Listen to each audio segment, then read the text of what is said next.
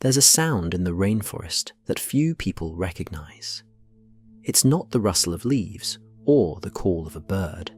It's something quieter, a soft splash, a droplet hitting water. It might be rain, or it might be something far more dangerous. The golden poison dart frog, no bigger than your thumb, carries enough toxin in its skin to end 20 human lives. And it's doing nothing more than sitting on a wet leaf, breathing, existing in the slow rhythm of the forest. Welcome to Bedtime Biology, where science meets serenity.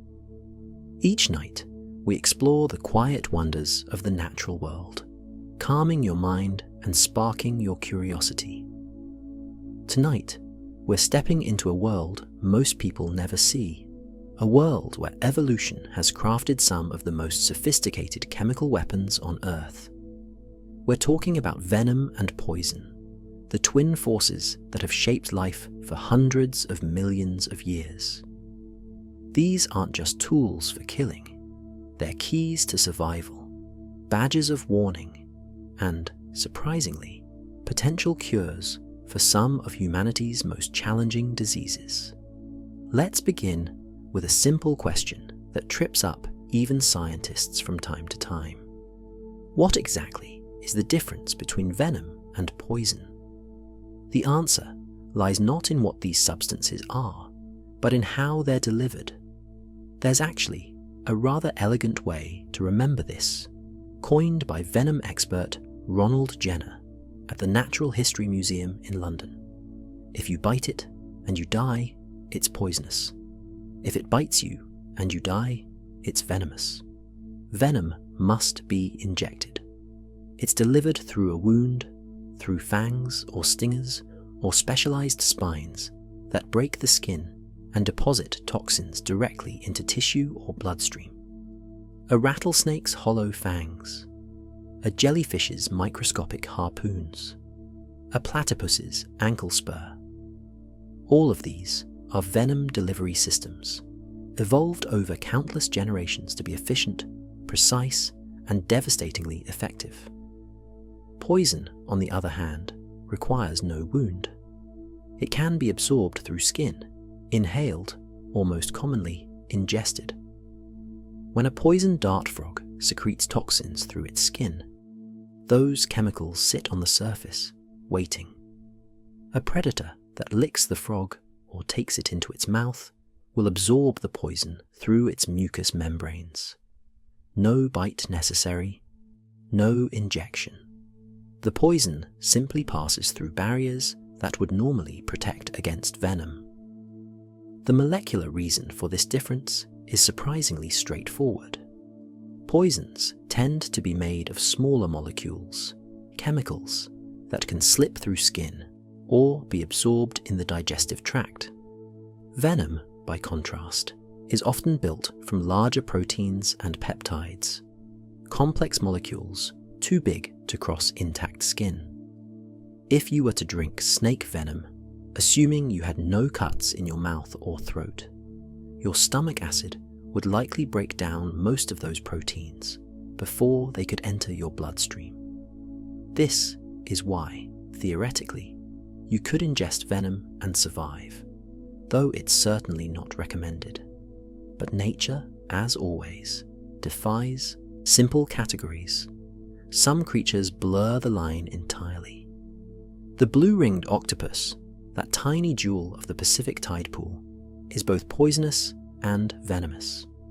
It injects tetrodotoxin through its beak when it bites, making it venomous. But it also carries the same toxin throughout its tissues, making it poisonous if eaten. A sea turtle grazing on seagrass might accidentally consume one of these octopuses and die from paralysis before it can reach the surface to breathe. Then there's a category that's even more unusual, one that scientists have only recently begun to formalize. It's called toxungen, a word that combines toxin and gun. Toxungen describes toxins that are actively delivered to the surface of another animal without creating a wound. Think of the spitting cobra, which can spray venom up to 2 meters with remarkable accuracy, aiming for the eyes. The venom doesn't need to enter through a bite. Contact with the eye's surface is enough. The delicate tissues absorb it, causing excruciating pain and potential blindness. In this context, that same venom functions more like a poison, absorbed rather than injected, even though it came from a venom gland. Understanding these distinctions matters because it reveals something profound about how evolution solves problems. Venom and poison aren't just 2 different substances. They're 2 different strategies, shaped by different evolutionary pressures, serving different purposes in the endless chess game of survival. Now, let's travel back, not in space, but in time, back hundreds of millions of years, to a world where venom didn't yet exist. To understand venom and poison, we need to understand how they came to be. And the answer is one of nature's most stunning examples of convergent evolution. Venom has evolved independently at least 101 times across the animal kingdom. Think about that number for a moment. More than 100 separate times, in lineages separated by hundreds of millions of years of evolution. Animals have discovered the same solution to the same problem. How do you catch prey that's faster than you? How do you defend yourself when you're small and vulnerable? The answer, again and again, has been chemical warfare. This didn't happen by accident, and it didn't happen quickly. Venom systems are extraordinarily complex. They require specialized glands to produce toxins, modified anatomy to deliver them, and critically, the genetic machinery to manufacture poisons that are lethal to prey, but not to the animal producing them. Yet, despite this complexity, venom appeared in jellyfish, in insects, in spiders, in fish, in amphibians, in reptiles, and even in a handful of mammals, each time independently, each time solving similar problems with similar molecular tools. Recent research has revealed something even more remarkable. When scientists compared the gene expression profiles of venom glands across 20 venomous species spanning the animal tree of life, they found that these glands were more similar to each other than they were to any other tissue in their respective bodies. A snake's venom gland has more in common, genetically speaking, with a jellyfish's nematocyst than it does with the snake's own liver or muscle tissue. How is this possible? The answer lies in a cellular process called the unfolded protein response. Venom glands produce massive quantities of proteins, toxins that need to be folded correctly, stored safely, and secreted rapidly. This puts enormous stress on the cell's protein-making machinery, particularly a structure called the endoplasmic reticulum. To cope, venom glands activate stress response pathways, ancient cellular mechanisms that help manage the burden of protein production. These stress responses are not unique to venom glands. Every cell has them. But venom-producing animals have independently co-opted the same stress response genes, turned up to maximum to handle the demands of toxin production. This is why venom glands from utterly different animals look so similar when you examine their gene expression. They're all using the same cellular toolkit, recruited from the same ancestral genes, to solve the same problem. The toxins themselves tell a similar story. Certain protein structures appear again and again in venoms across the animal kingdom. Phospholipase enzymes, for example, show up in snake venom, bee venom, and scorpion venom. 3-finger toxins appear in snakes and some marine animals. Disintegrins appear independently in vipers and in some lizards. These aren't signs of common ancestry. They're signs of convergent evolution. Different animals, facing similar challenges, recruited similar genes, and modified them into weapons. But here's where it gets truly fascinating. Venom doesn't just evolve once in a lineage and stay the same. It's constantly evolving, constantly adapting to the specific prey an animal encounters. Snake venoms, for instance, vary dramatically, not just between species, but sometimes even between populations of the same species. A rattlesnake in California might have venom optimized for the small mammals it hunts. A related population in a different habitat, feeding on lizards and birds, might have evolved different toxins, more effective against those prey species. This rapid evolution is driven by a process called gene duplication and divergence.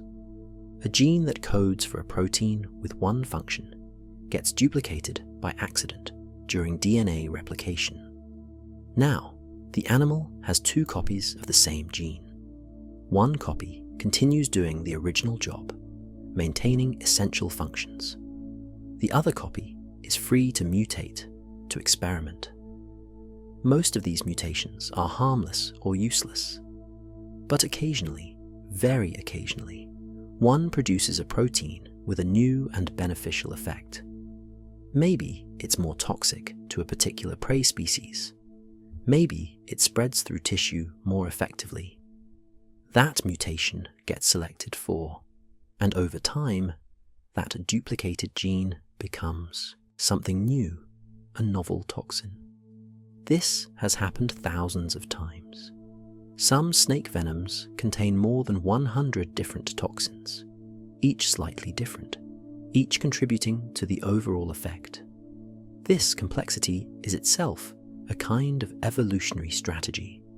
A prey animal might evolve resistance to one toxin, but resisting a cocktail of dozens of different toxins, all attacking different molecular targets, is vastly more difficult. And venom isn't static within an individual's lifetime either. Some venomous animals can modulate their venom, adjusting the cocktail they inject based on the threat or prey.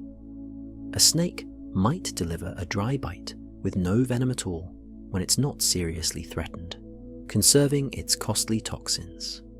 When hunting, it might inject a full dose. Some species can even vary the composition, deploying different toxins for different situations. Ontogeny adds yet another layer of complexity. Young venomous animals often have different venom than adults. This makes sense when you consider that juveniles and adults often hunt different prey. A baby rattlesnake, only a few inches long, can't hunt the same prey as a 6-foot adult. Its venom reflects this, optimized for smaller creatures.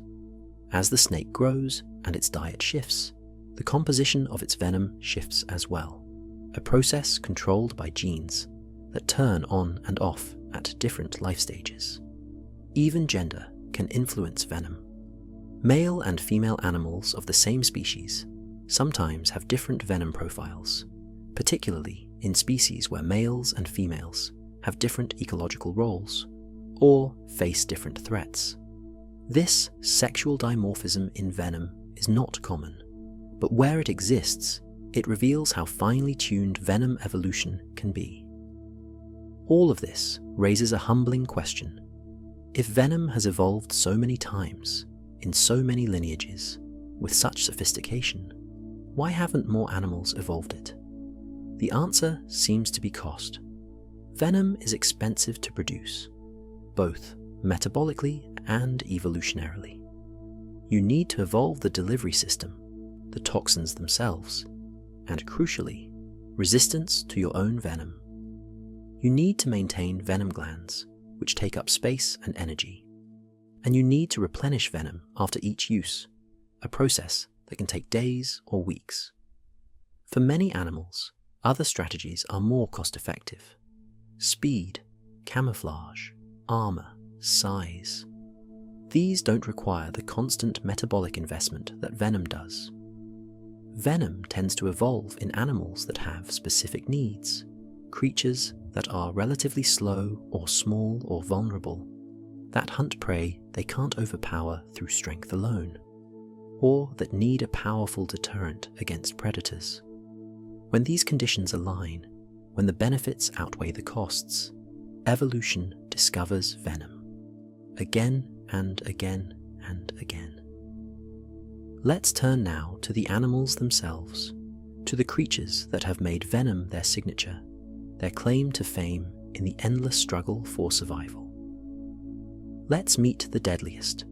When people think of venomous animals, they often think of snakes, and snakes certainly deserve their fearsome reputation. But if you were to ask venom researchers which creature they consider most dangerous, many would point not to land but to the ocean, to a translucent, nearly invisible predator that drifts through tropical waters, the box jellyfish.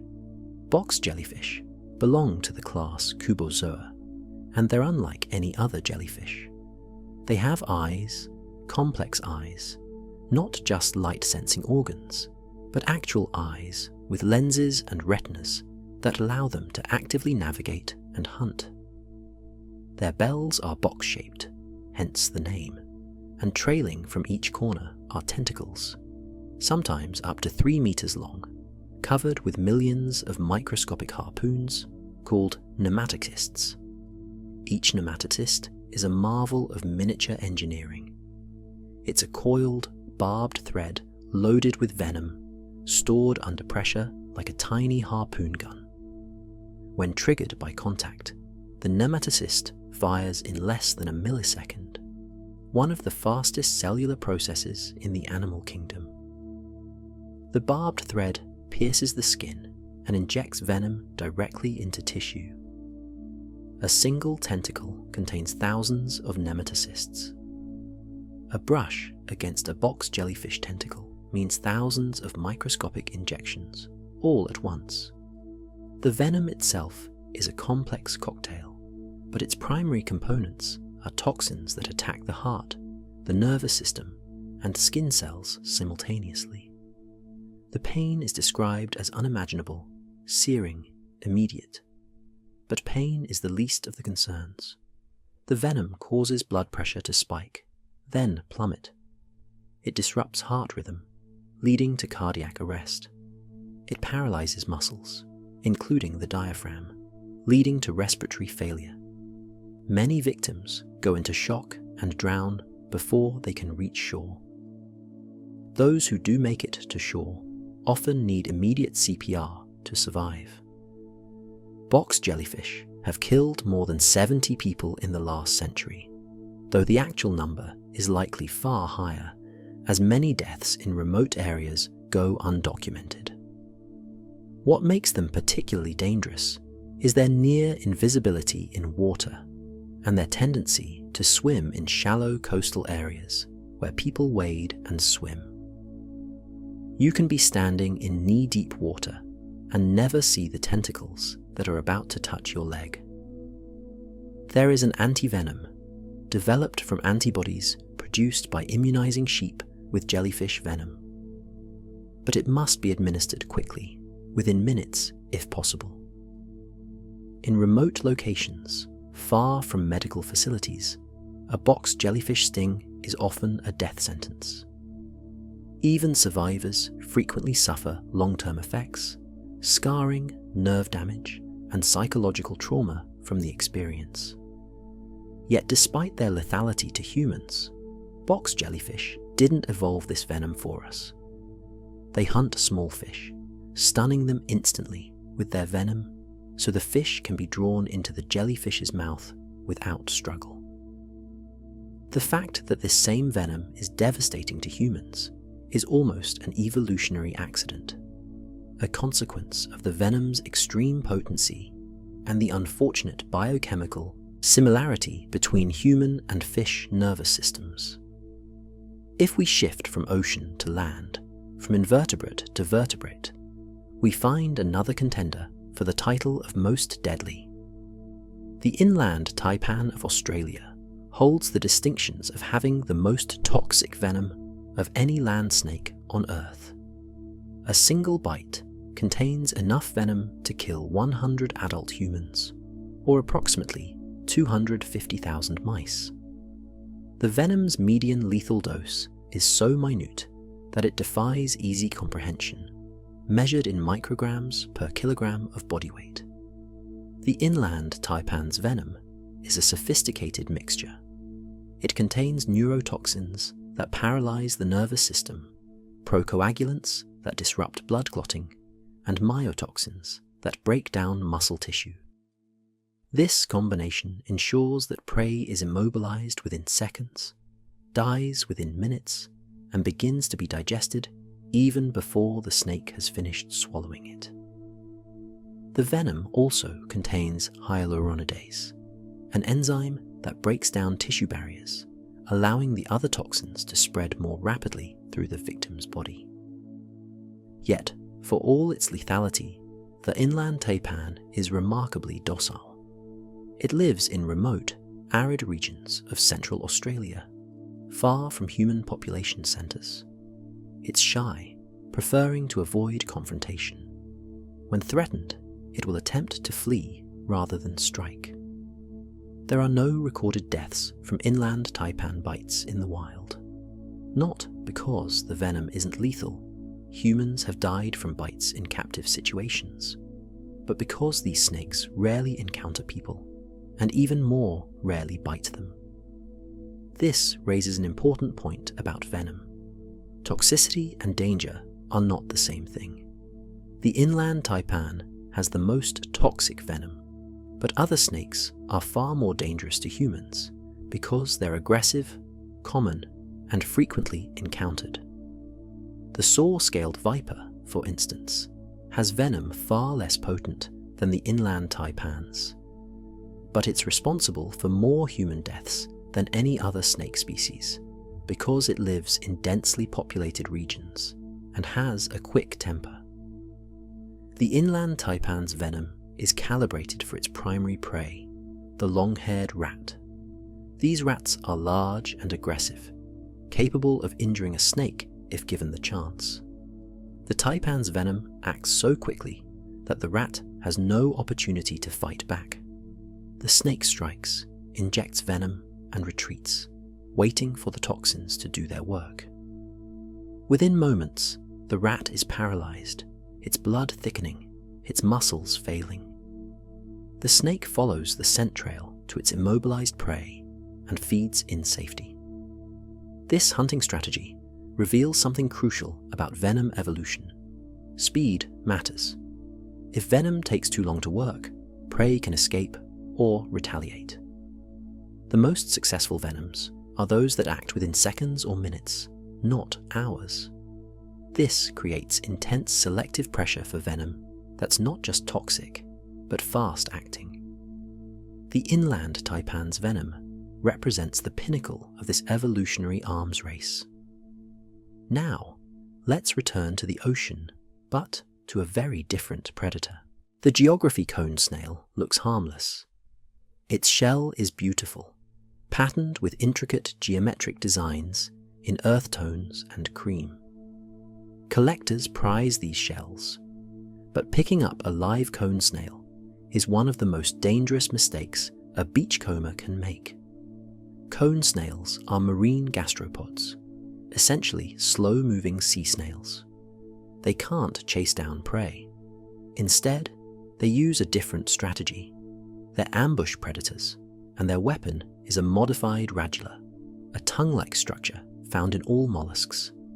In cone snails, the radula has evolved into a hollow harpoon, loaded with venom and held ready inside the snail's proboscis.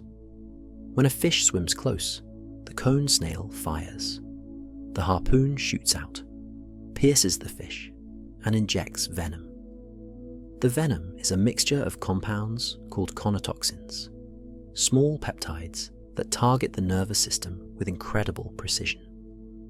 Different conotoxins block different ion channels, preventing nerve signals from transmitting. The fish is paralyzed instantly, sometimes in mid-swim. It stops moving entirely, suspended in the water.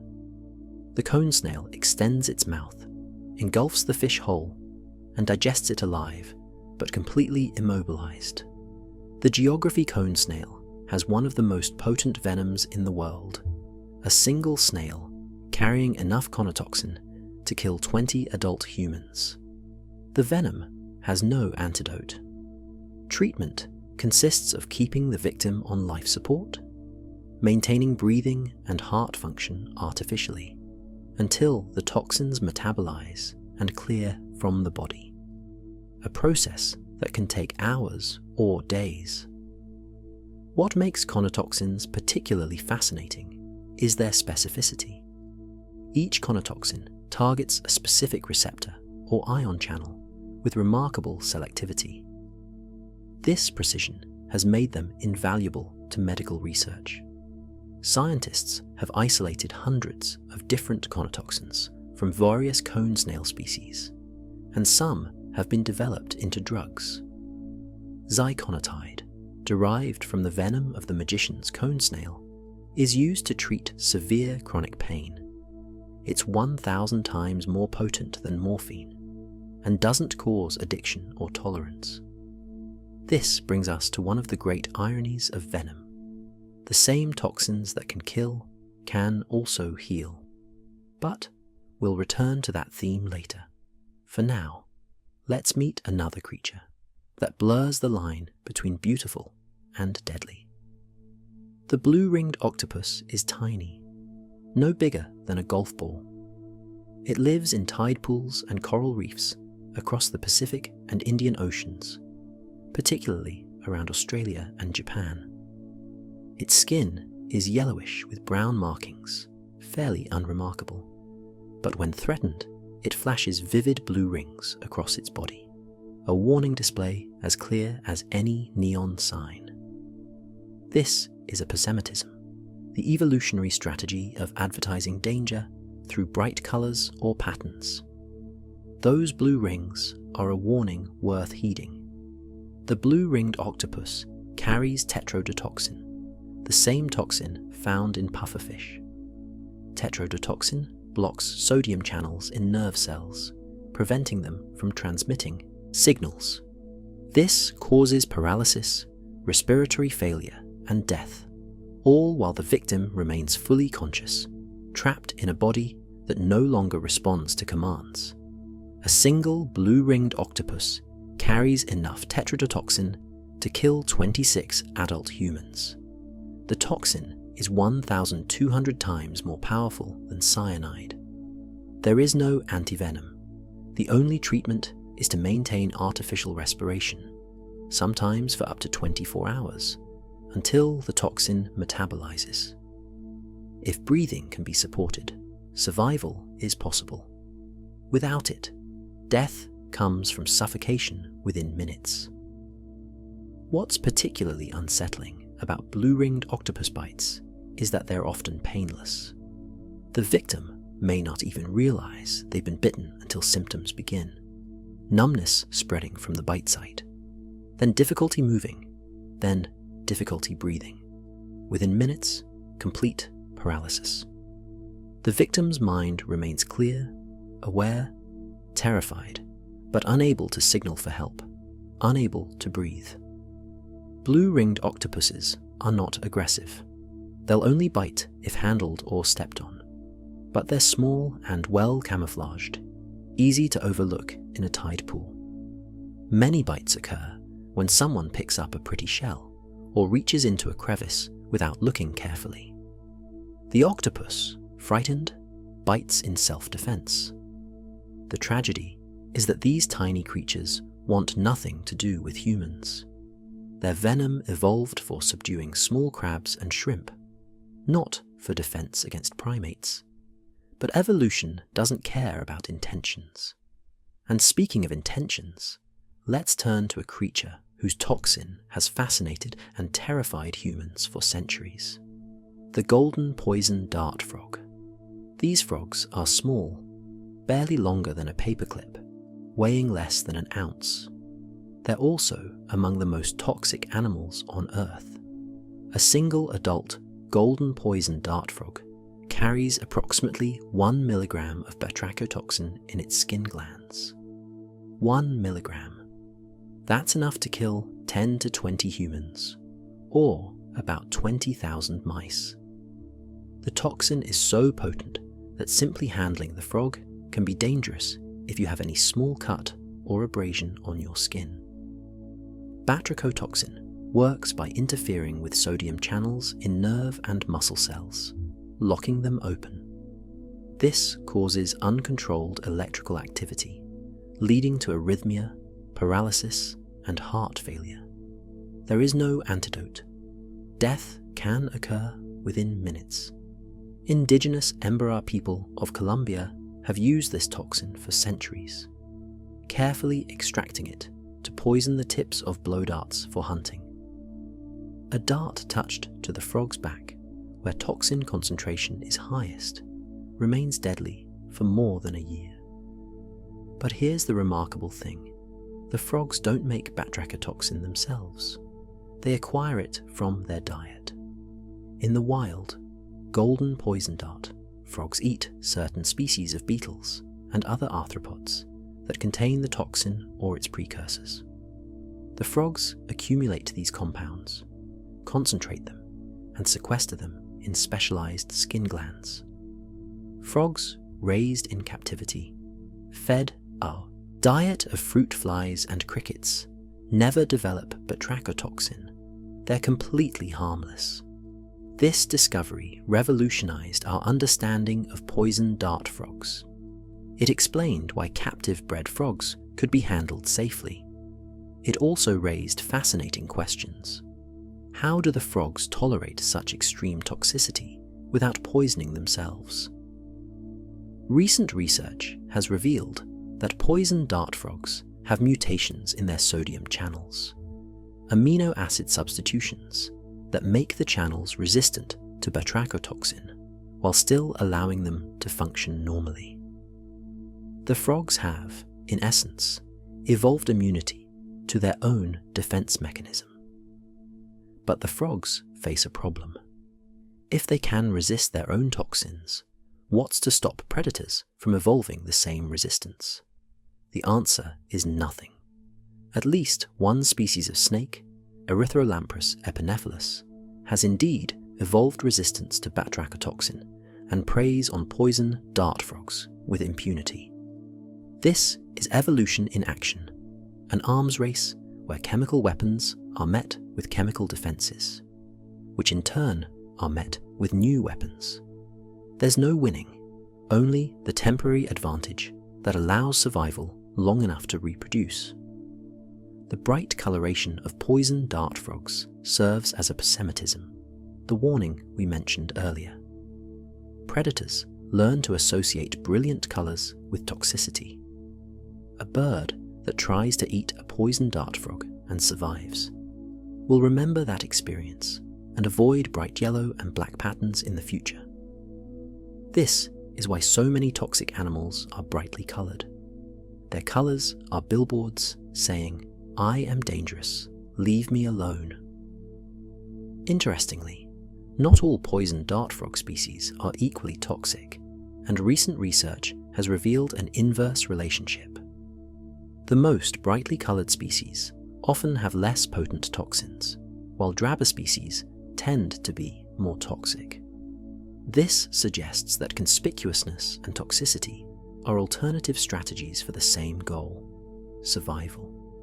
If you're extremely toxic, you can afford to be less visible because predators won't survive encounters to learn avoidance.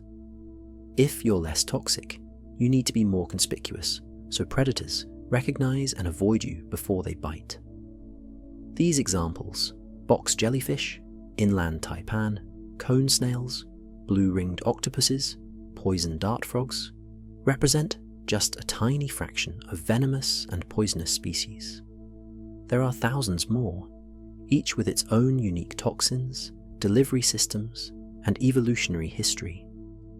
But they all share common themes: the use of chemistry as a tool for survival, the evolutionary arms races that drive toxin potency ever higher, and the paradox that the same chemicals that kill can often heal. Let's focus now on one of the most studied and complex venom systems in the natural world. Let's talk about snakes. Snake venom is not a single substance. It's a cocktail, a complex mixture that can contain dozens or even hundreds of different toxins, enzymes, and other compounds. Each component has a specific role, and together they create effects far more devastating than any single toxin could achieve alone. Scientists classify snake venoms into several broad categories based on their primary effects. But it's important to remember that most venoms contain elements of multiple categories. Neurotoxic venoms attack the nervous system. They're found primarily in elapid snakes, the family that includes cobras, mambas, kraits, coral snakes, and sea snakes. These venoms contain toxins that interfere with nerve signal transmission, typically at the neuromuscular junction where nerves connect to muscle fibers. The mechanism is elegant in its simplicity, but devastating in its effect. Nerve cells communicate with muscles by releasing a chemical called acetylcholine into the gap between nerve and muscle. Acetylcholine binds to receptors on the muscle cell, triggering contraction. Neurotoxic venom components, particularly toxins called alpha neurotoxins, bind to these same receptors but don't activate them. They simply block them, preventing acetylcholine from doing its job. The result is paralysis. It begins with the eyes, causing ptosis, drooping eyelids. Then it spreads to the muscles of the face and jaw. Speech becomes slurred. Swallowing becomes difficult. As the paralysis progresses, it affects the muscles that control breathing. The diaphragm weakens, then fails. The victim remains conscious throughout, aware of what's happening, but unable to move, unable to breathe. Without mechanical ventilation, death from respiratory failure is inevitable. Some neurotoxins work differently. Instead of blocking receptors on the muscle side of the junction, they attack the nerve terminal itself, preventing the release of acetylcholine in the first place. These are called presynaptic neurotoxins, and they include phospholipase enzymes that damage the nerve terminal's cell membrane. The effect is similar, paralysis and respiratory failure, but the toxins themselves are entirely different in structure and mechanism. Black mambas, among the most feared snakes in Africa, produce highly neurotoxic venom. Their venom acts rapidly, with symptoms appearing within minutes of a bite. The snake's hunting strategy depends on this speed. Mambas prey on birds and small mammals, creatures that could easily escape or injure the snake if given time. The venom delivers what's sometimes called a 1-2 punch. Fast-acting neurotoxins cause rigid paralysis almost immediately, freezing the prey in place. Slower-acting neurotoxins then destroy nerve signal transmission completely, causing the animal to go from rigid to limp. Within minutes, the prey is dead, and the snake can feed safely. Hemotoxic venoms, on the other hand, attack the circulatory system. These are found primarily in vipers, the family that includes rattlesnakes, copperheads, vipers, and adders. Hemotoxic venoms disrupt blood clotting, damage blood vessels, and destroy red blood cells. The effects are often slower than neurotoxic venoms, but no less deadly. The key players in hemotoxic venoms are a class of enzymes called metalloproteases. These enzymes break down proteins in blood vessel walls, causing the vessels to leak. Blood seeps into surrounding tissue, creating the massive bruising and swelling characteristic of viper bites. But the damage goes deeper. The metalloproteases also interfere with the clotting cascade, the series of chemical reactions that normally seal wounds. Some hemotoxic venoms cause excessive clotting, forcing the body to use up all its clotting factors in thousands of tiny blood clots throughout the system. Once clotting factors are depleted, the victim can no longer form clots where needed. Internal and external bleeding become uncontrollable. Other hemotoxic venoms have the opposite effect, containing anticoagulants that prevent clotting from occurring at all. The result is the same: uncontrolled bleeding, organ failure, and if untreated, death. Hemotoxic venoms also frequently contain components that destroy red blood cells, causing hemolysis. This releases hemoglobin into the bloodstream, where it can damage the kidneys as they try to filter it out. Kidney failure is a common cause of death in severe viper envenomations. For vipers, hemotoxic venom serves multiple purposes. It kills prey, certainly, but it also begins the digestive process. The enzymes in the venom break down tissue, essentially pre-digesting the prey while it's still alive or freshly dead. This makes it easier for the snake to extract nutrients after swallowing its meal whole.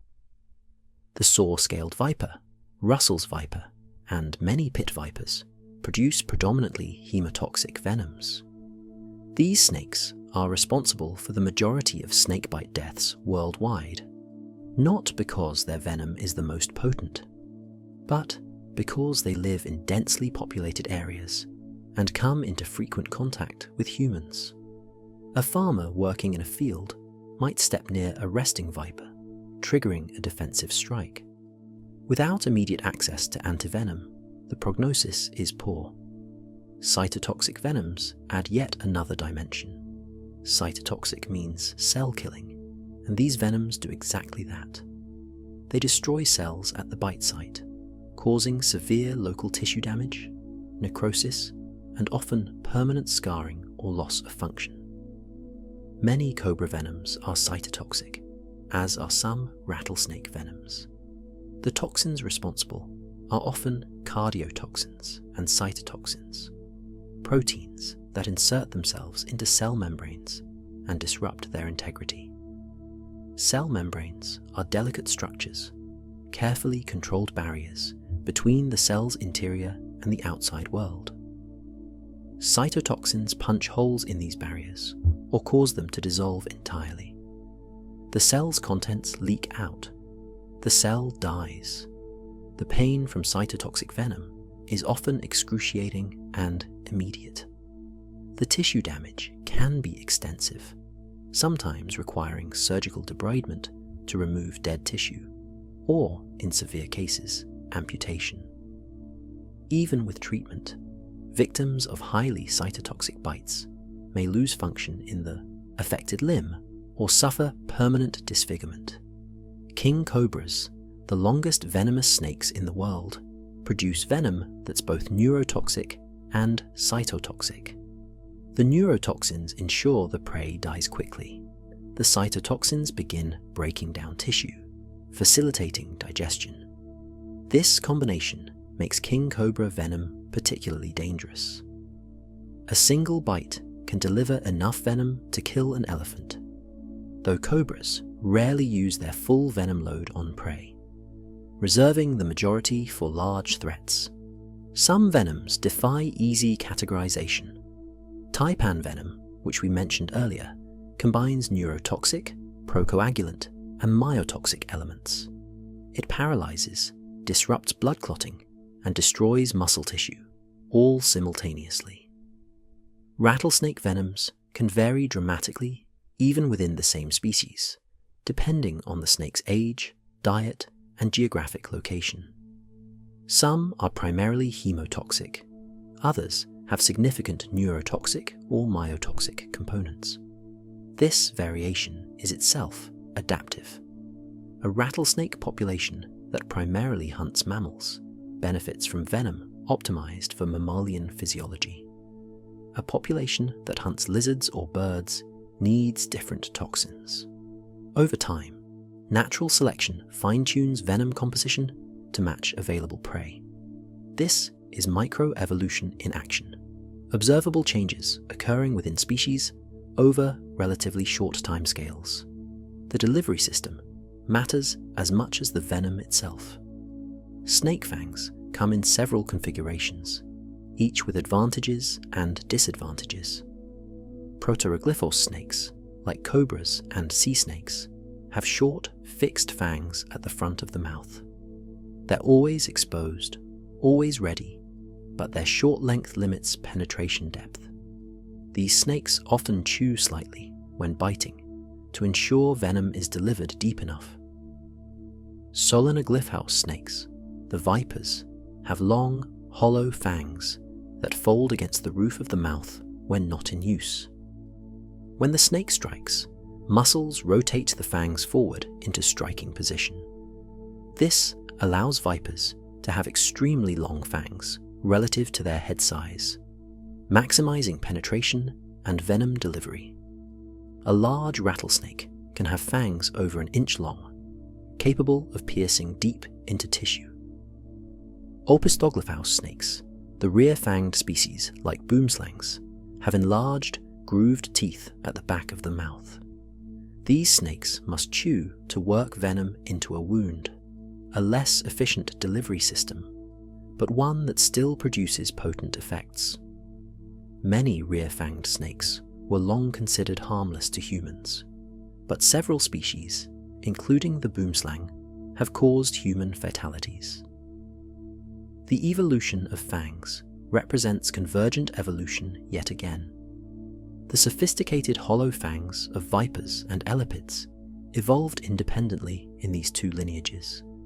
Different starting points, different evolutionary paths, but the same functional outcome: a highly efficient venom delivery system.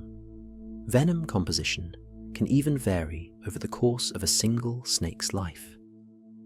Juvenile rattlesnakes, for instance, often have venom with a higher proportion of neurotoxic components than adults.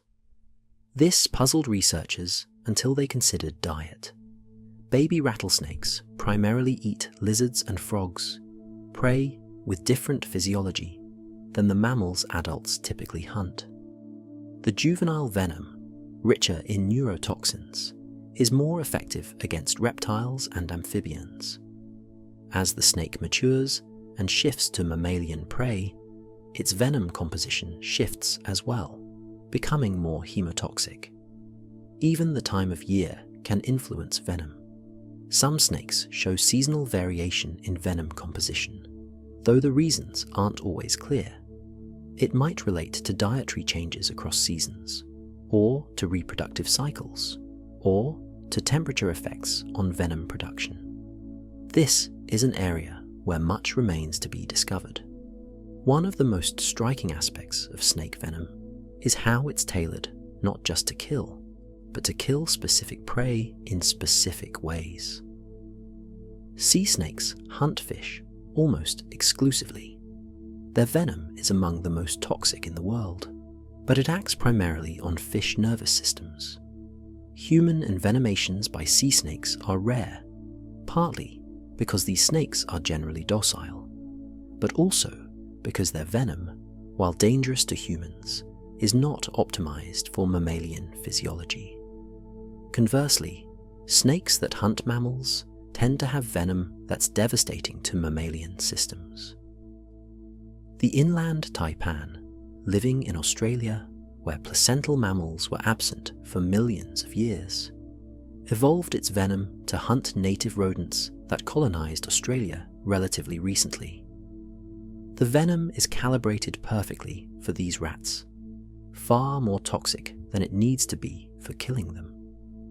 But that excess ensures no rat has time to escape or fight back.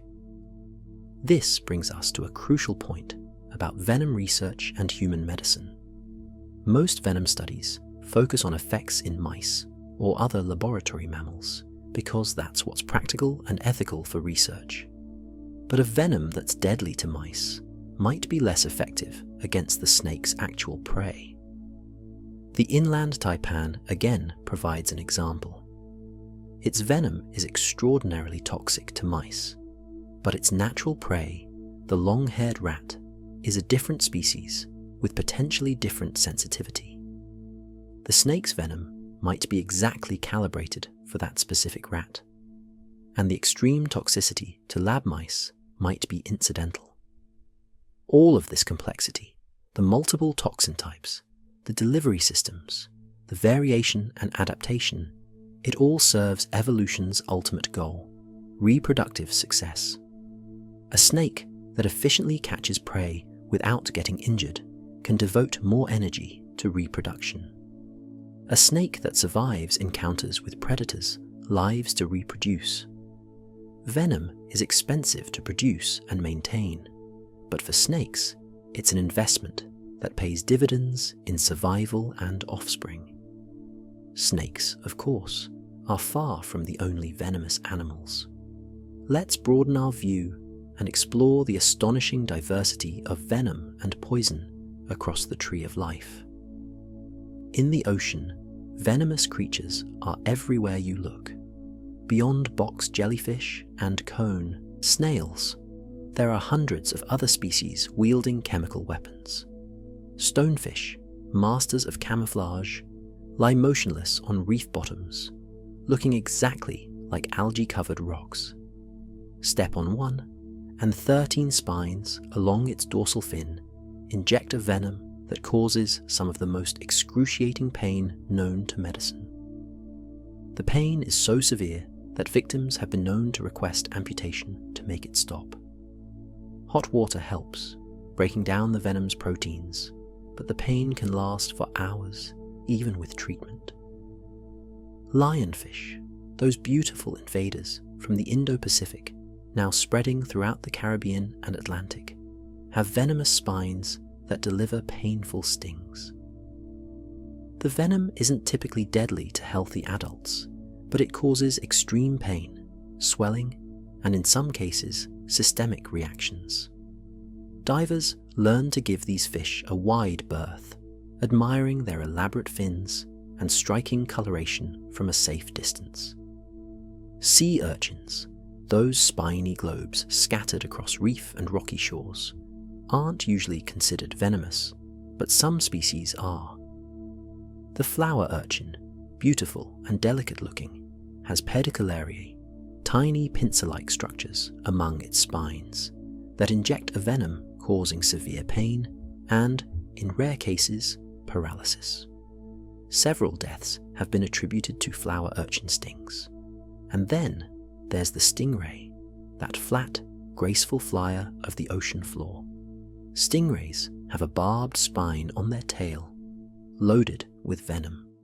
The spine is primarily defensive. When threatened, typically when stepped on, the ray whips its tail forward, driving the spine into whatever's threatening it. The spine has backward-facing barbs, making it difficult to remove, and the wound it creates is often deep and ragged.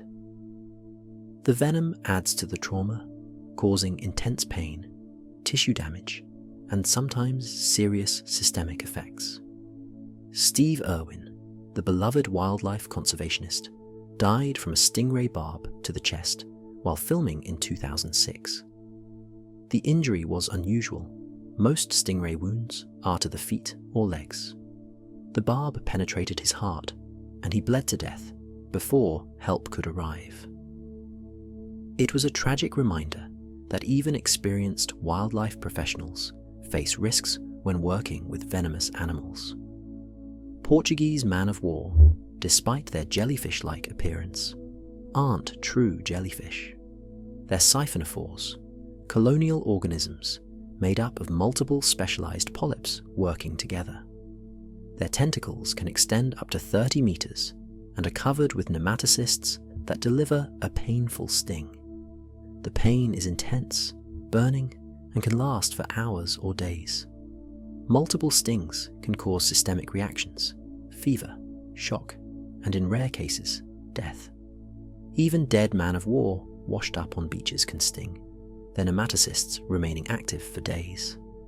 On land, arthropods dominate the venomous creature landscape. Scorpions, with their curved tails and prominent stingers, have been feared for millennia. Most scorpion species have venom that's painful, but not life-threatening to humans. The sting causes intense local pain, swelling, and numbness. But a few species are genuinely dangerous. The deathstalker scorpion, found in North Africa and the Middle East, has a venom that's highly neurotoxic. In healthy adults, stings are painful but rarely fatal. In children, the elderly, or those with compromised health, the venom can cause respiratory failure and death. The bark scorpion of the southwestern United States and Mexico is similarly dangerous, responsible for several deaths per year despite the availability of antivenom. Spiders, those eight-legged hunters found on every continent except Antarctica, are mostly venomous, but very few pose a serious threat to humans. Most spider venom is calibrated for insects and other small prey. The amount of venom and its potency is insufficient to harm creatures as large as humans. But a few spiders have evolved venom that's dangerous even to us. The Sydney funnel-web spider, native to Australia, is considered one of the world's deadliest spiders. Its venom is highly neurotoxic, particularly to primates. A bite causes immediate severe pain, followed by muscle spasms, profuse sweating, difficulty breathing, and potentially fatal respiratory failure. Before the development of antivenom in 1981, 13 deaths were recorded from funnel web bites. Since the antivenom's introduction, there have been no deaths. Interestingly, male Sydney funnel web spiders are far more dangerous than females. Males have 5 times the venom potency and are more likely to bite when encountered, particularly during mating season when they wander in search of females. This sexual dimorphism in venom is unusual, but makes encounters with male funnel webs especially hazardous. The Brazilian wandering spider shares the Sydney funnel web's reputation for lethality. It has highly toxic venom and an aggressive temperament. These spiders don't build webs. Instead, they wander the forest floor at night, hunting actively. They sometimes take shelter in dark places like shoes and clothing, leading to human encounters. The venom is neurotoxic, causing pain, inflammation, and in severe cases, respiratory paralysis. Several deaths have been recorded, mostly in children. Black widow spiders, found across much of the world, have neurotoxic venom that affects the nervous system. The bite often goes unnoticed at first, but within hours, severe muscle cramps develop, starting near the bite and spreading throughout the body. The pain can be intense, and systemic effects include high blood pressure, rapid heart rate, and profuse sweating.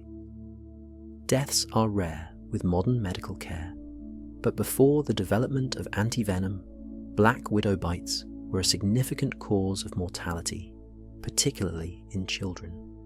Not all spider venom is neurotoxic. The brown recluse spider of North America has venom that's primarily cytotoxic. The bite creates a lesion that deepens over days or weeks, destroying tissue. In severe cases, the necrotic wound can be several inches across, requiring surgical intervention. These bites rarely kill, but they can cause significant disfigurement and long-term complications. Centipedes, those many-legged predators found in leaf litter and under rocks, are also venomous. They have modified legs near their head called forcipules that inject venom into prey. Most centipede bites are merely painful, but large tropical species can deliver bites that cause severe local pain, swelling, and occasionally systemic effects. Deaths from centipede bites are extremely rare, but have been documented. Even some insects produce venom, though we usually call it a sting when insects are involved. Bees, wasps, hornets, and ants in the order Hymenoptera have modified ovipositors, egg-laying organs, that have evolved into stingers. The venom they inject is primarily defensive, designed to hurt enough to teach predators a lesson without expending too much energy or venom on a creature that isn't prey. Bee venom contains melittin, a peptide that disrupts cell membranes and causes pain and inflammation. It also contains phospholipase enzymes that break down cell membranes and other compounds that trigger histamine release, causing the familiar swelling and itching. A single bee sting is painful, but not dangerous to most people. However, some individuals are allergic to bee venom, and for them, a single sting can trigger anaphylaxis, a severe and potentially fatal allergic reaction. Wasps and hornets can sting repeatedly because their stingers are smooth, unlike bee stingers, which are barbed and left in the victim. Multiple stings can deliver enough venom to cause systemic effects, even in non-allergic individuals. In Japan, the giant Asian hornet is responsible for dozens of deaths each year. These hornets are massive, aggressive, and have venom that's both cytotoxic and neurotoxic. Bullet ants, native to Central and South American rainforests, are famous for having the most painful sting of any insect. The sting has been described as causing waves of burning, throbbing, all-consuming pain that can last for 24 hours. The Schmidt Sting Pain Index, a scale created by entomologist Justin Schmidt, who allowed himself to be stung by numerous insects in the name of science, places the bullet ant at the top, a 4+ on a scale of 1 to 4. The pain is so intense that indigenous peoples have used bullet ant stings in initiation rituals. Young men wear gloves woven with hundreds of bullet ants, stingers facing inward for 10 minutes. The pain is said to be overwhelming, and the effects, muscle tremors, temporary paralysis, can last for days. Surviving the ritual is considered a passage to manhood. Despite the intense pain, bullet ant venom is not life-threatening. It's primarily a deterrent, powerful enough that predators learn after a single encounter to leave these ants strictly alone. The pain serves no function beyond teaching that lesson, but it teaches it effectively. Mammals, we should note, are rarely venomous, but a few remarkable exceptions exist. The platypus, that strange chimera of mammal, bird, and reptile, has venomous spurs on its hind legs. Only males have functional venom glands, and only during breeding season, suggesting the venom's primary use is in male-male competition, rather than predation or defense against predators. The venom is potent enough to kill small animals and causes excruciating pain in humans. There's no anti-venom. The pain can last for weeks and is resistant to even powerful painkillers like morphine. The venom's composition is unique, containing defensin-like peptides that are rare in animal venoms. Several species of shrews are also venomous. The northern short-tailed shrew produces venom in its salivary glands and delivers it through grooves in its lower incisors when it bites. The venom helps subdue prey, allowing these tiny mammals to hunt creatures nearly their own size. To humans, shrew bites cause pain and swelling, but aren't dangerous. The slow loris, an endangered primate from Southeast Asia, has a toxin secreted by glands in its elbows. The loris licks these glands, mixing the toxin with saliva, creating a venomous bite. The toxin isn't particularly dangerous to humans, usually causing pain and allergic reactions, but it's effective against predators and rivals. This is the only known venomous primate, a remarkable evolutionary oddity. With such diversity, we must ask, what do all these toxins actually do? How do they work at the molecular level? The answer is complex, because toxins work in dozens of different ways, but they all share a common strategy. They target essential biological processes. They go after the systems that keep cells and organisms functioning normally, and they disrupt them. Many toxins target ion channels, the protein tunnels in cell membranes that allow specific ions to flow in and out. These channels are crucial for nerve and muscle function. When a nerve fires, sodium channels open, allowing sodium ions to rush into the nerve cell. This creates an electrical signal that travels down the nerve. After the signal passes, the channels close and the cell resets, ready to fire again. Tetrodotoxin, the toxin in pufferfish and blue-ringed octopuses, blocks sodium channels from opening. No sodium can enter, no electrical signal can form, nerves can't fire, muscles can't contract, paralysis results. Batrachotoxin, the toxin in poison dart frogs, does the opposite. It locks sodium channels open. Sodium floods in continuously. The cell can't reset. Constant, uncontrolled electrical activity causes muscles to contract and then fail, leading to cardiac arrest. Conotoxins from cone snails target calcium channels, potassium channels, and acetylcholine receptors, different components of the nervous system.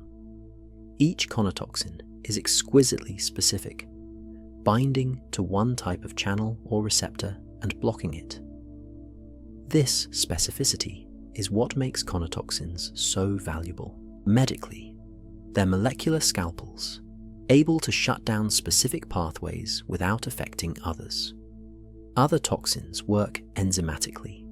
Phospholipase enzymes, found in many snake venoms and bee venom, break down phospholipids, the molecules that make up cell membranes.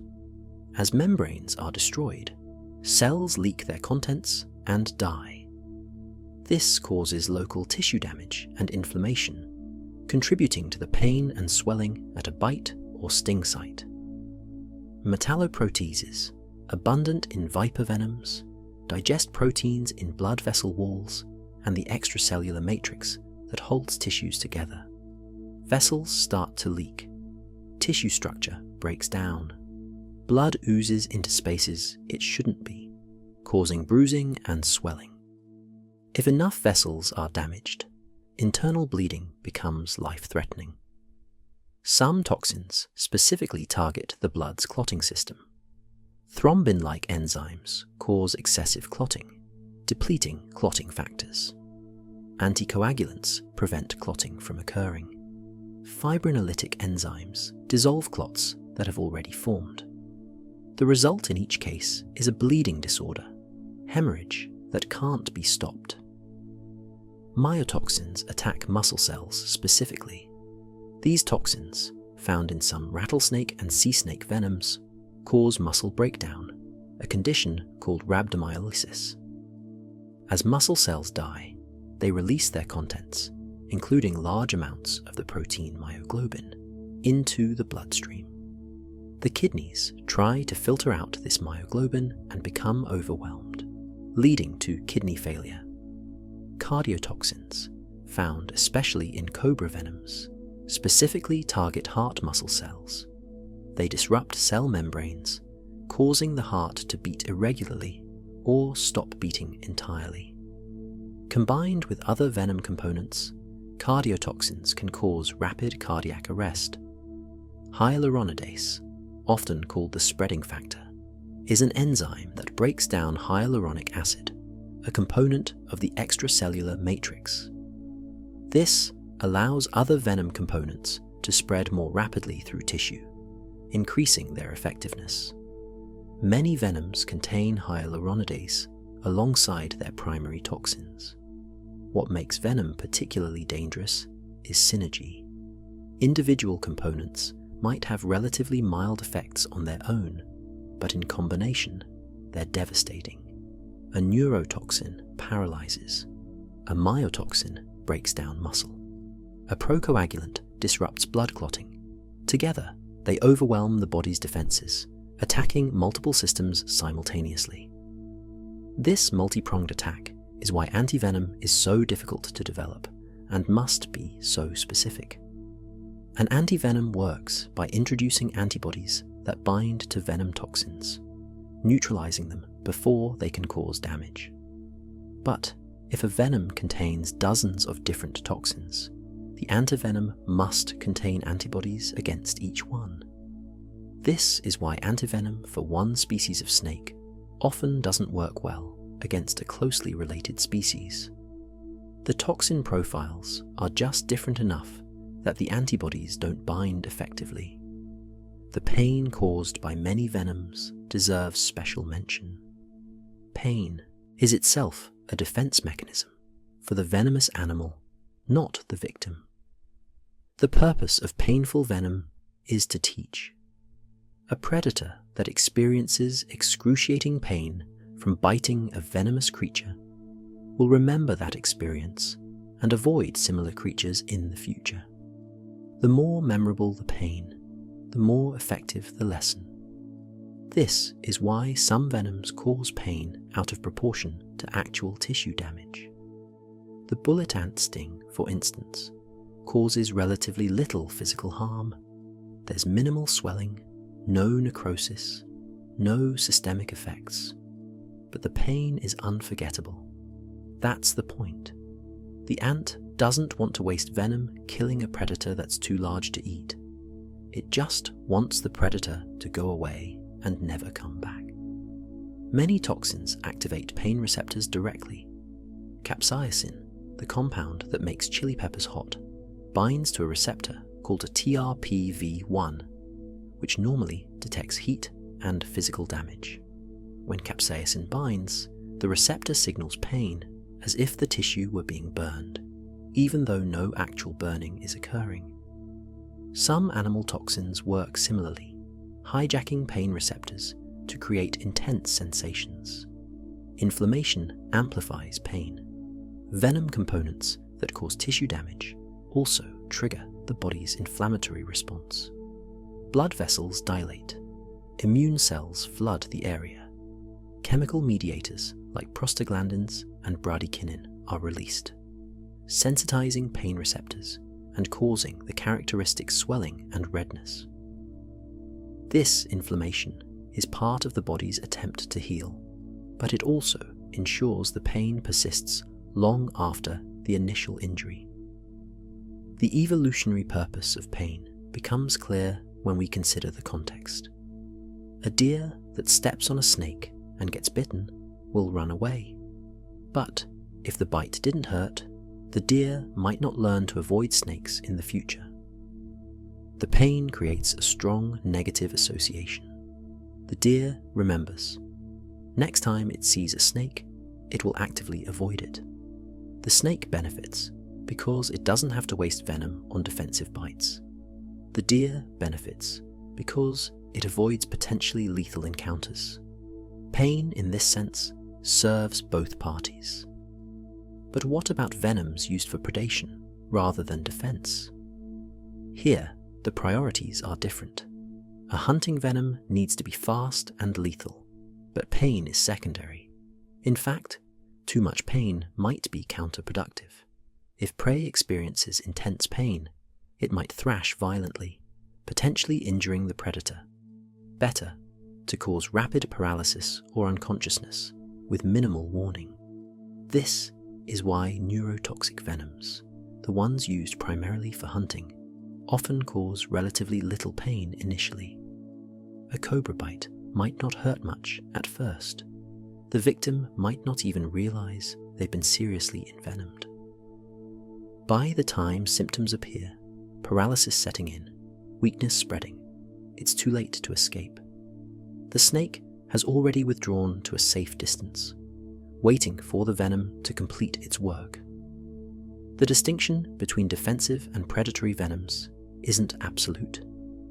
Many venomous animals use their venom for both purposes, but species that primarily use venom for hunting tend to have more rapidly acting, less painful venoms, while species that primarily use venom defensively often have venoms that prioritize pain and memorable experience over rapid lethality. Now, let's shift our perspective and look at venom and poison not as weapons, but as medicine.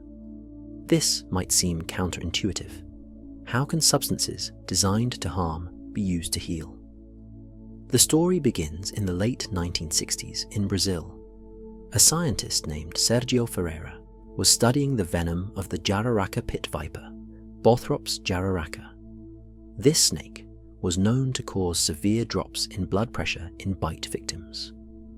Ferreira isolated a peptide from the venom that inhibited an enzyme called angiotensin-converting enzyme, or AC. ACE plays a crucial role in regulating blood pressure. It converts angiotensin 1 into angiotensin 2, a powerful vasoconstrictor that raises blood pressure.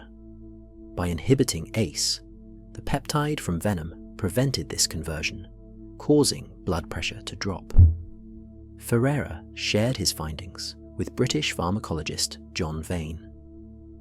Vane's team confirmed that the venom peptide was a potent ACE inhibitor and proposed that a drug based on this mechanism could treat hypertension.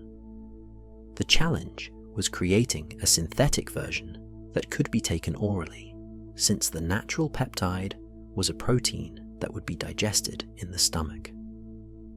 Over the next decade, researchers at the pharmaceutical company Squibb worked to develop an oral ACE inhibitor. They tested more than 2,000 compounds. In 1975, they finally synthesized captopril, a small molecule that mimicked the essential features of the venom peptide but was stable enough to survive digestion. Captopril was approved by the FDA in 1981. It was the first ACE inhibitor, and it revolutionized the treatment of high blood pressure and heart failure.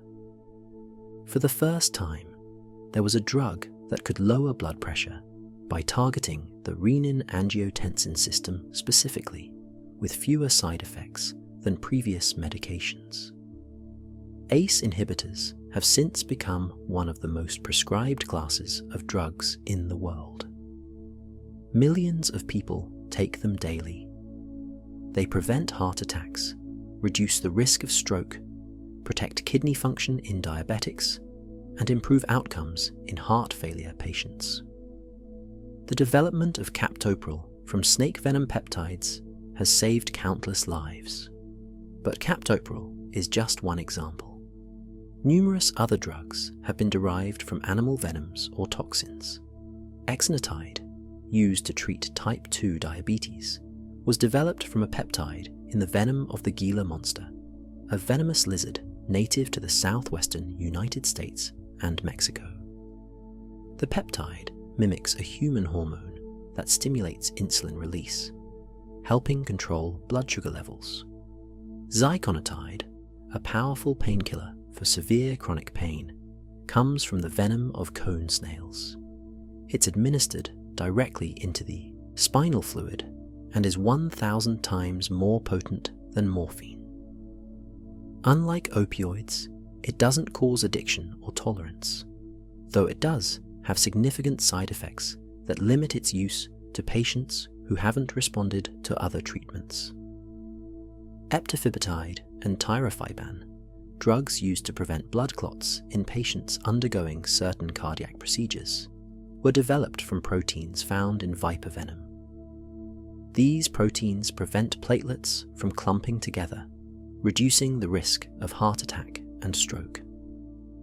Batroxabin, derived from the venom of a South American pit viper, is used as a defibrinogenating agent. It removes fibrinogen from blood, preventing clot formation during surgery or in patients with certain clotting disorders. The list goes on. bivalirudin and desirudin, anticoagulants derived from leech saliva, cobratide, a pain medication from cobra venom, numerous other compounds in various stages of clinical development. Why are venoms and toxins such productive sources of drugs? The answer lies in their evolution. Venoms evolved to target specific, essential physiological processes with extreme precision. They bind to receptors, channels, and enzymes that are critical for life. This makes them powerful starting points for drug development. A toxin that blocks a specific ion channel can be studied to understand that channel's function.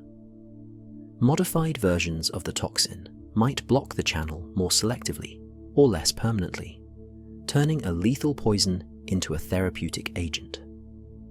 The specificity that makes toxins dangerous is exactly what makes them valuable as drugs. Research into venoms continues to uncover new possibilities. Some snake venom components show promise for treating cancer. Certain toxins can trigger apoptosis, programmed cell death, in cancer cells while leaving healthy cells unharmed. Others have anti-metastatic properties, preventing cancer cells from spreading. Venom components are being investigated for treating arthritis, neurodegenerative diseases, chronic pain, cardiovascular disease, and bacterial infections. Some toxins have antimicrobial properties. Others have anti-inflammatory effects. The pharmaceutical potential of venoms is vast and largely untapped. Antivenom itself represents a medical triumph, though it's often taken for granted. Antivenom is made by injecting small amounts of venom into animals, typically horses or sheep. The animals develop antibodies against the venom toxins.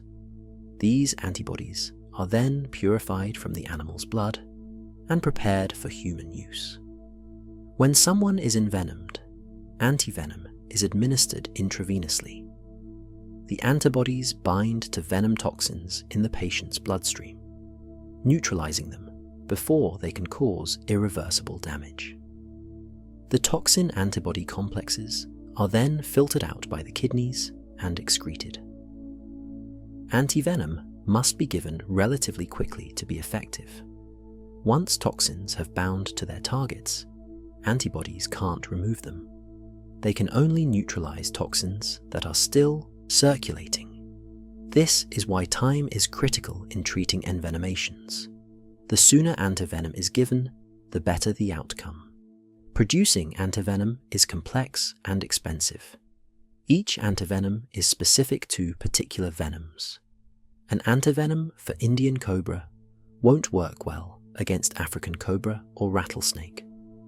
This means producing and stockpiling many different antivenoms, each requiring venom from the source animal, immunized horses, and careful purification. In many parts of the world, antivenom is in short supply. The snakes most dangerous to humans often live in economically disadvantaged regions. Pharmaceutical companies have little financial incentive to produce antivenoms for these areas. The WHO has recognized snakebite as a neglected tropical disease and is working to improve antivenom availability, but challenges remain. Recent research is exploring ways to create universal or polyvalent antivenoms that work against multiple species. Some efforts focus on identifying common epitopes, regions of toxins that are similar across species, and developing antibodies that target those shared features. Others investigate synthetic antibodies or alternative treatments that don't rely on animal-derived products. One promising approach is using small molecule inhibitors to block venom toxins. Unlike antibodies, which must be injected, small molecules could potentially be given orally. They could be stockpiled easily and produced at lower cost. This is still largely experimental, but several candidates have shown promise in preclinical studies. The paradox of venom that it can both kill and cure, reflects a deeper truth about biology. The same mechanisms that sustain life can be exploited to cause death, and understanding those mechanisms, learning how toxins disrupt them, teaches us how to heal. But there's another question worth asking. If venom is so dangerous to most animals, how do venomous creatures avoid poisoning themselves? The answer is resistance, specifically evolved resistance. Venomous animals have modified versions of the proteins that toxins normally target. These modifications make them immune or highly resistant to their own venom, while still allowing the proteins to function normally. We mentioned earlier how poison dart frogs have mutations in their sodium channels that make them resistant to batrachotoxin. This is a common pattern. Venomous snakes have modified acetylcholine receptors that make them resistant to their own neurotoxins. Venomous scorpions have sodium channels that aren't affected by their own venom. This resistance comes at a cost. The mutations that confer toxin resistance often make the modified protein function slightly less efficiently. This is called a fitness cost. The animal trades a small amount of normal function for immunity to its own toxins.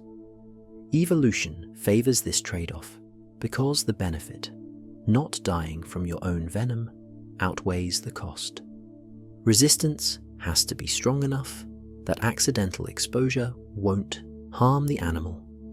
A snake that bites itself while struggling with prey, a scorpion that gets venom on its own body. These situations happen. Without resistance, venomous animals would be in constant danger from their own weapons. Interestingly, resistance isn't always complete. Some venomous snakes can be harmed by their own venom if enough is injected.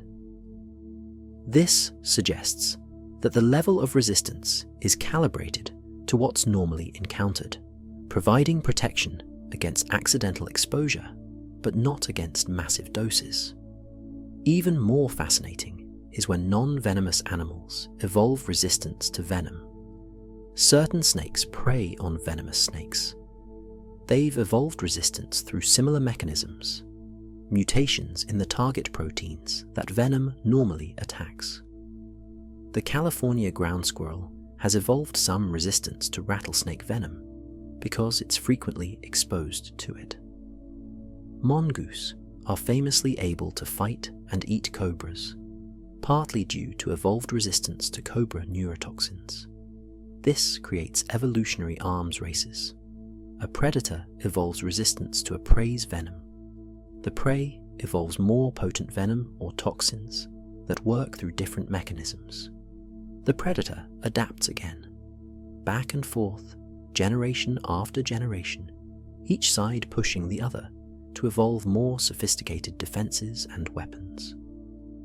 Opossums are remarkably resistant to snake venom, far more than most mammals of similar size.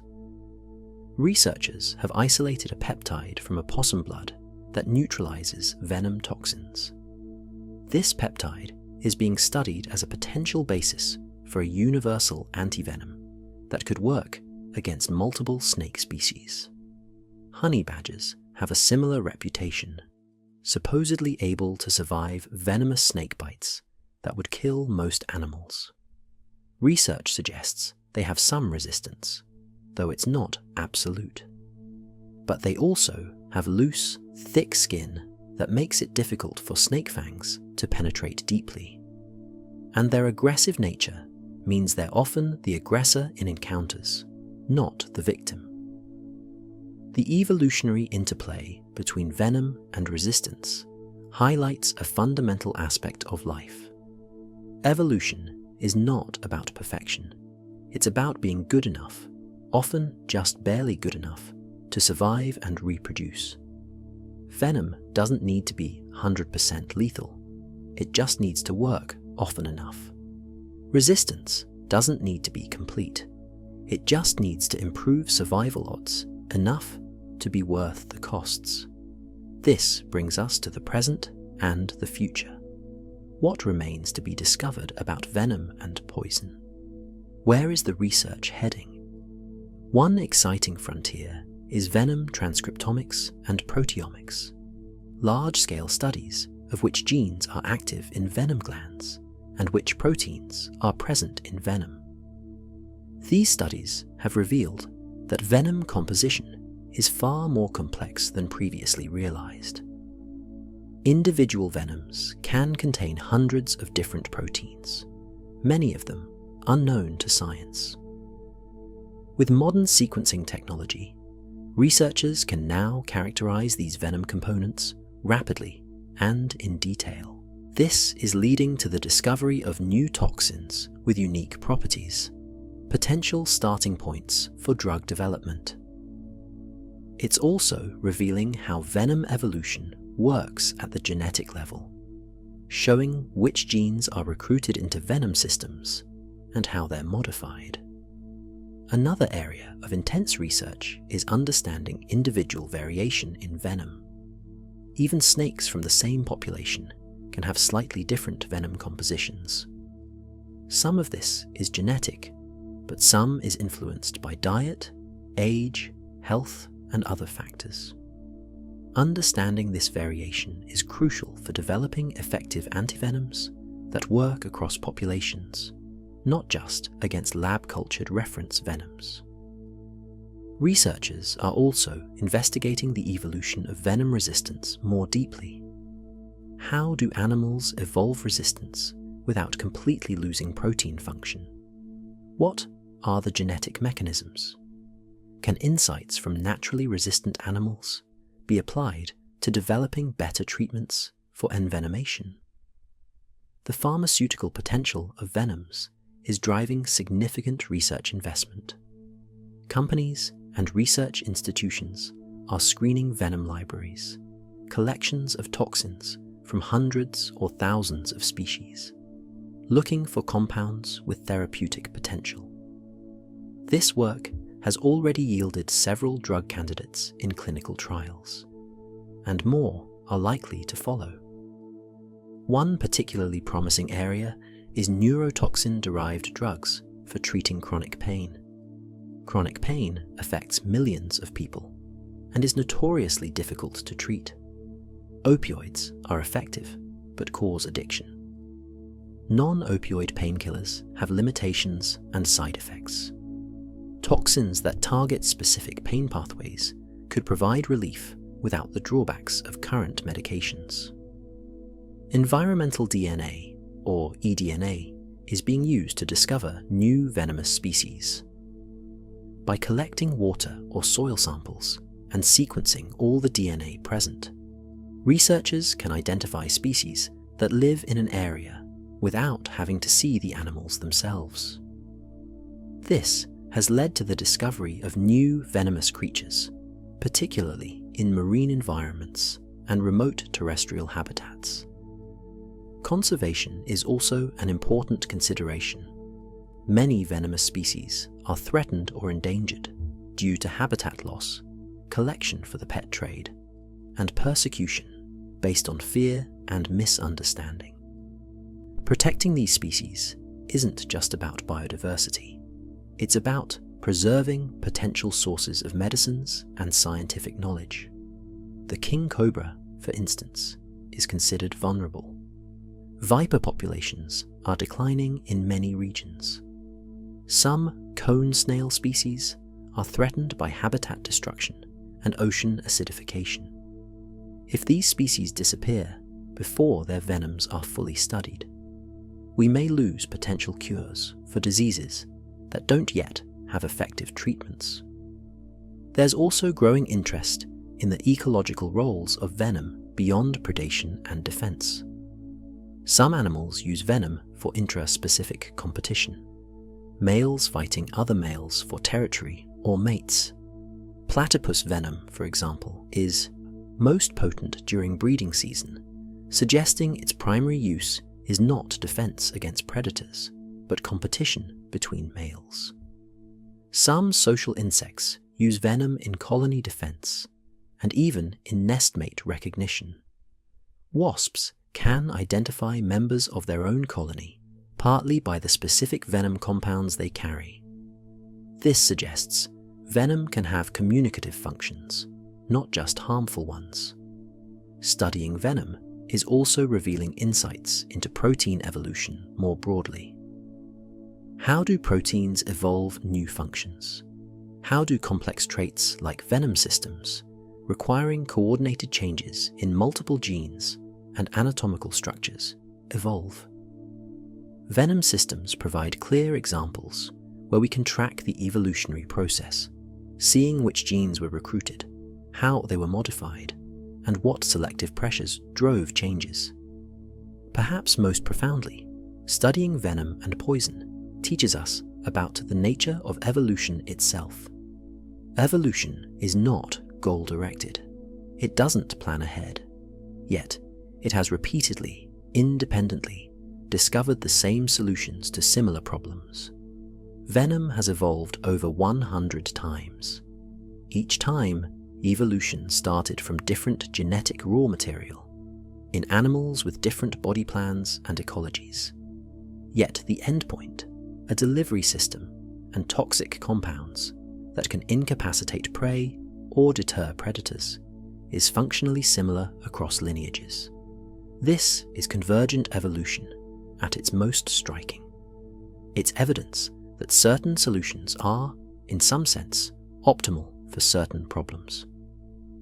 Given the challenges of being a slow-moving predator or a small, vulnerable prey animal, the evolution of chemical weapons is not just possible, but likely. The fact that it has happened so many times suggests that if we could rewind evolution and run it again, venom would probably appear again, perhaps in the same lineages, perhaps in others. As we close, let's return to where we began, to that tiny golden poison dart frog sitting on a wet leaf in a Colombian rainforest. That frog carries no ill will. It doesn't inject venom or attack. It simply exists, brilliantly colored, carrying in its skin enough toxin to kill 20 humans. A toxin it acquired from the beetles it ate. A toxin that protects it from predators, but serves no aggressive purpose. Venom and poison are not evil. They're tools, solutions sculpted by millions of years of evolution to solve the fundamental challenges of survival. They're evidence of nature's creativity, its ability to find novel solutions to ancient problems. And increasingly, they're sources of healing, the same molecules that can kill being transformed into medicines that save lives. In the quiet of a forest, in the depths of an ocean, in the dry places where scorpions hunt, and the wet places where jellyfish drift, venom and poison persist.